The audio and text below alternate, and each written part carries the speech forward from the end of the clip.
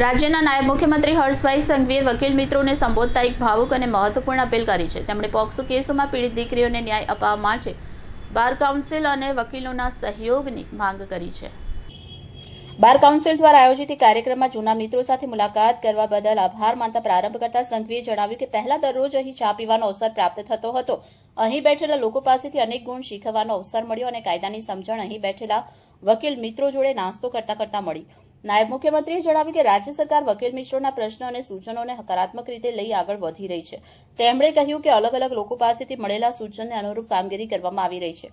સૌથી મહત્વપૂર્ણ મુદ્દા તરીકે સંઘવીએ પોક્સો કેસનો ઉલ્લેખ કર્યો। તેમણે કહ્યું, મારા મનમાં પણ એક વાત છે જે અનેક લોકોને ગમશે અને અનેક લોકોને નહીં ગમે। આપ સૌના ઘરમાં પણ દીકરીઓ છે અને આપણે પણ એ ધરતીએ મોટા કર્યા છે।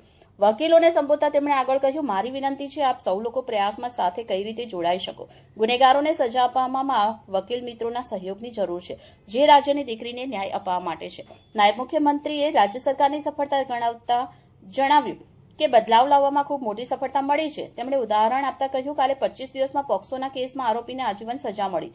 છેલ્લા 5 વર્ષમાં આવા અનેક ઓર્ડર થયા, જેમાં આરોપીઓને કડકથી કડક સજા થઈ। જેમણે મુખ્ય જિલ્લા સરકારી વકીલ અને તેમની કામગીરીની પ્રશંસા કરતા જણાવ્યું કે આવા કેસોમાં દીકરી અને દીકરીના પરિવાર પ્રત્યે હમદર્દી રાખવી જોઈએ। સંઘવીએ સ્પષ્ટ સંદેશ આપતા કહ્યું, કોઈ આરોપીને બચાવવા કરતા પરિવારની દીકરીને ન્યાય અપાવવાનો વિચાર કરીએ। આપણે આપણા શહેરમાં 0 પોક્સો કેસમાં સફળતા મેળવીશું। વકીલોની વિવિધ માંગણીઓ અંગે વાત કરતા નાયબ મુખ્યમંત્રીએ આશ્વાસન આપ્યું કે સરકાર આ બાબતે હકારાત્મક વલણ ધરાવે છે અને યોગ્ય નિર્ણય લેવામાં આવશે।